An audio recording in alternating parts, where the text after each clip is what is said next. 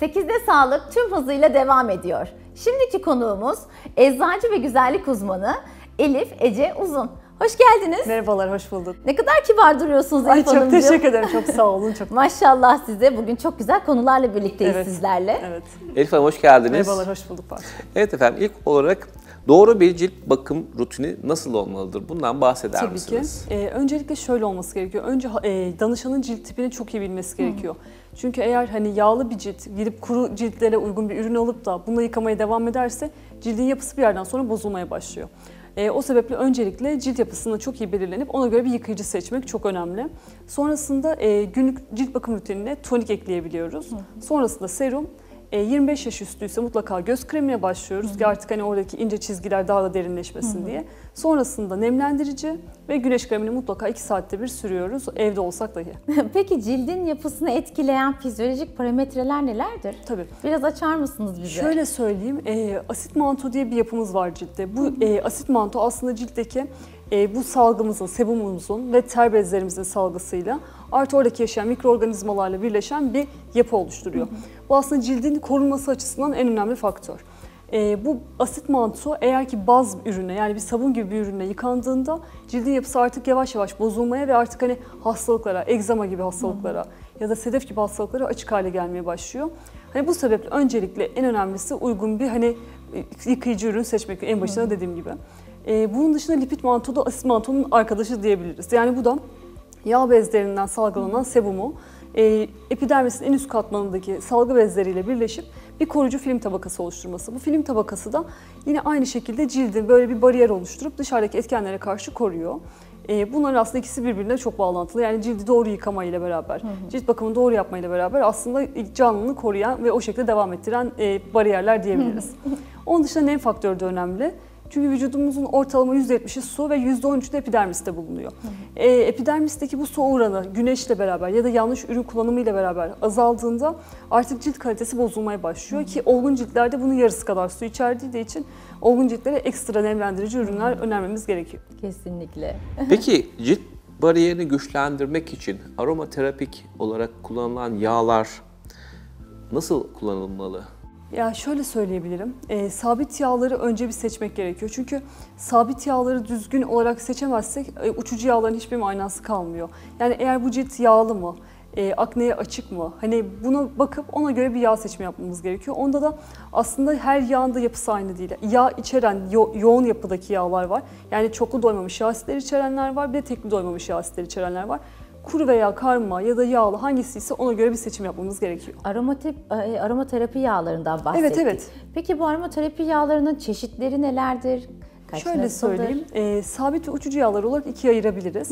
Sabit yağ zaten taşıyıcı bir yağdır. Hani formülde esas olarak baz yağ olarak kullanılır. Yani bazını oluşturur bir formülün. Sonrasında da gerekli uçucu yağlarla beraber de seyreltme ve tedavi onarımını sağlarız ki hani en önemlisi de aslında başta sabit yağ seçilmesi. Onda da aslında biraz dediğim gibi cilt tipine bakıp komedojenik değerlerine de eğer uygunsa o zaman onu önerebiliyoruz tabii ki. Doğru Peki bu uçucu yağları cilde nasıl uyguluyoruz? Uçucu yağları direkt olarak uygulamak çok aslında riskli diyebilirim. Aslında bu bilinmeyen bir Evet yani mesela çay ağacı yağını direkt olarak sivilcenin üstüne damlatmak hani belki çok büyük bir sivilce ise veya bir akne ise hani belki bir damlada hani bir çözüm yaratabiliriz ama onda da yine çok emin olarak damlatmayacağız. Öncesinde patch testine hani tabi tutacağız. 48 saat öncesinde bir patch testine yardımıyla o yağ alerjisi var mı yok mu uçucu yağlar için söylüyorum özellikle. Bunu bir görmek gerekiyor. Sonrasında da seyrelterek kullanabiliyoruz. Peki bu bahsettiğiniz yağların komedojenik değerleri var mıdır? Aslında birçok yağın komedojenik değeri var. Komedon aslında nedir? Önce ondan bahsedeyim isterseniz.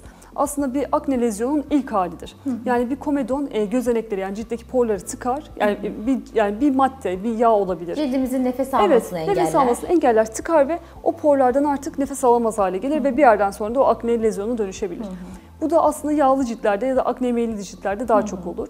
Şöyle söyleyeyim, eğer bir cilt yağlı ve akneye meyilli ise komedojenik değer 0 ile 5 arasındadır. 0 en düşük orandır yani en gözeneği tıkamayacak, en yağlı ciltlere uygun olan yağ skalasıdır. 5'te de artık hani yağlı ciltler kesinlikle kullanamaz dediğimiz yağlardır. Hani kuru ciltlerin kullanabileceği. O yüzden hani genel olarak yağlı ciltler maksimum hani 2 komedojenik değerli yağları kullanırsa çok daha iyi olur. Peki hangi ciltte hangi yağ kullanacağımızla bu kemodojenik değerlerle mi evet, yine anlaşılabiliyor? onlarla bağlantılı aslında. Özellikle yağlı ciltlerin zaten gözenekleri açıktır ve sürekli orada hani bir yağ tabakasının ifrazatı çoktur ve tıkanmaya çok meyillidir. O yüzden oraya biraz daha çoklu doymamış yağ asitleriyle beslemek daha önemli. Yani nasıl yağlar? İşte jojoba olabilir, nar çekirdeği olabilir, kuşburnu yağı olabilir. Bunlar biraz daha yağlı ciltlerin yapısına daha uygun yağlardır.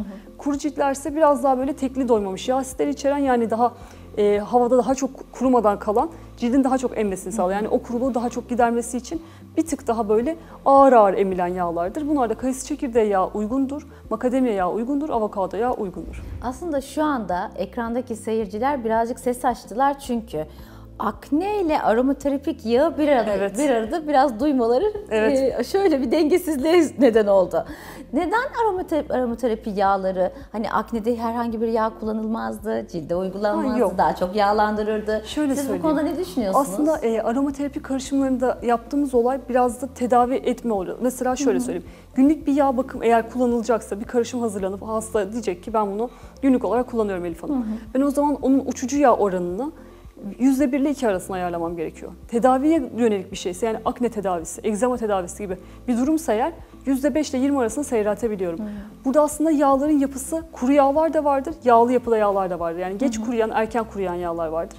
O sebeple aslında yağlar da lipozomal yapıda olduğu için, yani epidermis de değil cildin alt tabakası, dermise kadar indiği için aslında tedavi etmek burada bizim aslında amacımız. Evet. Hani onarmak, oradaki durumu aslında tedavi edebilecek bir karışım hazırlayabilmek bizim önemli bir İsmi yağ konumuz. aslında. Evet, ismi aslında yağ. İsmi yağ. Evet. Ama Elif Hanım diyor ki bizlere yağ cilde kullanılabilir, Evet. aknelide de kullanılabilir. Evet. Sadece ismi yağ, korkmayın Evet, değil mi? Yanlış sadece söylemiyorum. doğru formül ve doğru yağ seçiminde. Yani Doğru uzman evet, aslında. doğru uzmanla beraber. Yani Evet. komedojenik değeri bilen, uçucu yağların yapısını bilen, bunları hangi oranda seyrelteceğini bilen ve bu işte hani uzmanlaşmış doğru kişilerle yapılırsa o zaman gerçekten çok başarılı sonuçlar oluyor. Kesinlikle. Peki cilt tedavilerinde aromaterapik yağlar kullanılabilir mi? Tabii ki kullanılabilir. Yani biraz önce de bahsettiğimiz gibi egzama gibi bir durum varsa burada önemli olan oradaki cilt bariyeri artık bozulmaya başlamıştır. Yani o ciltte de olsa, yani yüzde de olsa, vücut bölgesinde de olsa bir ciltte artık bir yapıda bir bozukluk vardır. Onu düzeltmek için de dediğim gibi dermise inen yağlardan, yani bu lipozomal içerikli yağlardan, yani aromaterapik yağlardan faydalandığımızda aslında tedavisi çok da zor olmuyor. Bahsettik Elif Hanımcığım. Aknelerde evet yağların şöyle, kuru ciltlerde böyle. Peki tek önerebileceğiniz her cilde bu yağ olur dediğiniz Var, bir yağ o da var var. mı? Var. Şöyle... Biz biliyorsunuz üşengeç halk. Evet, Onun aynen. için Bir tane alıp, aynen öyle. Aile boyu kullanalım gibi olabilir. Aile boyu kullanalım. Şöyle söyleyeyim, jojoba yağından bahsedeyim öyleyse. Jojoba yağı yapı itibariyle cilt sebumuna en yakın, yani cilt sebumunu en çok taklit edebilen yağdır. Yani sürdüğünüzde sizin cilt sebumunuz gibi davranır. Yani oradaki yağ bezlerinden salgılanan, kendi salgınızmış gibi davranabilir. pH'ı da bozmuyor. pH'ı da bozmayan bir yağ. Yani aslında tam tersi pH'ı da dengeleyen bir yağ. Hani bozmadığı gibi dengeleyen de bir yağ. E vitamini oranı çok yüksek. Hani anti-aging olarak da kullanılabiliyor ve yani şöyle söyleyeyim, her cilt tipi rahatlıkla kullanabilir. Artı doğru bir formülde de jojoba yağı her zaman bir temel oluşturur. Cilt bakım ürünleriyle aromaterapi yağlarını aynı anda kullanabilme ve kombin yapabilme şansınız oluyor mu? Tabii ki de yapılabilir. Evet, aynen öyle yapılabilir. Yani orada önemli olan o cildin haftada kaç kere onu kullanmaya ihtiyacı var ve hangi sırada, yani hangi yerde cilt bakım rutininde neresine kullanacak? Aslında bunu biz danışanlara onu veriyoruz. Doğru uzman, doğru cilt kararı ve doğru kullanım önerisi. Kesinlikle öyle. Değil mi? Kesinlikle öyle. Yani çok iyi geldi diye de bocalamaya gerek yok. Yok, hayır. Ya normal. Mesela bazen ben aromaterapide zaten önemli olan o yağ hesabını da doğru yapabilmek olduğu için kaç damla yağ diyorsam kaç damla yağ olmasını istiyorum. Çünkü diğer türlü fazla yapayım derken hani daha yani o cilt yapısını belki daha da fazla hani tahrip edebiliriz. Hani o sebeple doğru oranda hazırladım. Siz de lütfen 3 damla ise 3 damla koyun, 5 damla ise 5 damla koyun. Hani bize o güzel bir tedavi yapalım. Aslında aromaterapi yağlarını masajda, kokuda, biz bunlarda çok daha iyi tanıyoruz. Kesinlikle öyle. Cilt tedavisi için sizden bunları duymak çok güzel oldu gerçekten. Peki bunu önerdiğiniz yağlarda da koku var mı? Tabii. Cildimize sürdüğümüz yağlarda yani da. şöyle söyleyeyim, yağların hepsi öyle çok muazzam kokuyor diyemem. Tabii hani ki. bazı yağlar böyle biraz daha keskindir. Bazı yağlar biraz daha böyle, yani kokladığınızda şey gelir hani. Yani çok da beğenemedim gibi de gelebilir ama hani genel olarak da güzel kokarlar. Hani genelde çünkü formüllerin temelinde işte limon da oluyor ya da bergamot da oluyor. Hani ondan dolayı bir güzel bir koku gelir. Ama öyle genel olarak hani çok mükemmel bir koku değildir ama eğer kokuyla bir durumu tedavi edeceksek, atıyorum bir hastanın panik atak durumu var. Tabii bu hekim kontrolüyle beraber gelişebilecek. Yani bu da hekimlerle de görüşüyoruz. Panik atakta böyle hekimlerle görüşerek, ama hastanın bir panik atağı yok. Sadece diyor ki ben heyecanlı bir insanım. Evet. Ya da çok öfkeli bir insanım. Beyin koku merkezine direkt olarak ulaştırdığı için hani burun kanalıyla, koklamayla da direkt mesela bir sınav öncesi bir mendile damlatıp koklaması veya burnun bu kenarlarına sürüp koklaması aslında çok heyecan ve kaygı durumlarında da yararlı oluyor. Zihin açıklığına bile Evet, belki. evet, aynen öyle. Peki yaz ayındayız. Yaz ayında güzel bir jojoba yağı tarifi aldık biraz önce sizden, Evet. nasıl kullanırız Evet. ve her cilde uygun olduğunu söylediniz. Bu yaz ayında artık plajlar açıldı, denizler, kumsallar. Burada kullanabileceğimiz, vücudumuzda güneşin hem etkisini kaybettirecek Evet. hem de bizi hafif bronzlaştıracak bir yağ var mı? Şöyle söyleyeyim, bronzlaştırmak için aslında havuç yağı ile kakao yağından faydalanıyoruz ama güneş koruyucu olarak kullanırsak, eğer hani güneşin zararlı etkilerinden Evet. korunmak için, tamanu yağı kesinlikle bir mucize. Bir daha alalım. Tamanu. Tamahu. Evet. Tamanu yağı gerçek bir mucize. Şöyle söyleyeyim. CPF'i 67 ile 86 arasında. Wow. Yani hani o 50 plus'ların çok üstünde çok aslında. üstünde. Ve tamamen direkt olarak vücuda sürülebilir. Ya güneş kreminize de damlatabilirsiniz veya direkt olarak hani hem yanayım istiyorum ama güneşin zararlı etkilerinden de korunmak istiyorum derseniz, havuç yağıyla, kakao yağıyla da karıştırıldığında, hani eşit oranda, hani birebir oranda karıştırıldığında gerçekten çok mükemmel bir etki sağlıyor. Nasıl güzel bilgiler verdiniz bakın. Bence sayın seyircilerimizin kesinlikle kaçırmaması lazım. Hele ki kumsala gidecekseniz yakın zamanlarda, bakın bu yağ çok önemliymiş. Çok teşekkürler vermiş çok olduğunuz teşekkür bilgiler ederim. için. Çok sağ olun. Güzeldi. Çok sağ olun. Çok sağ olun. Bugün bizlerle eczacı ve güzellik uzmanı Elif Ece Uzun beraberdi ve bize kısa tarifler de verdi. 8'de sağlık tüm hızıyla devam ediyor.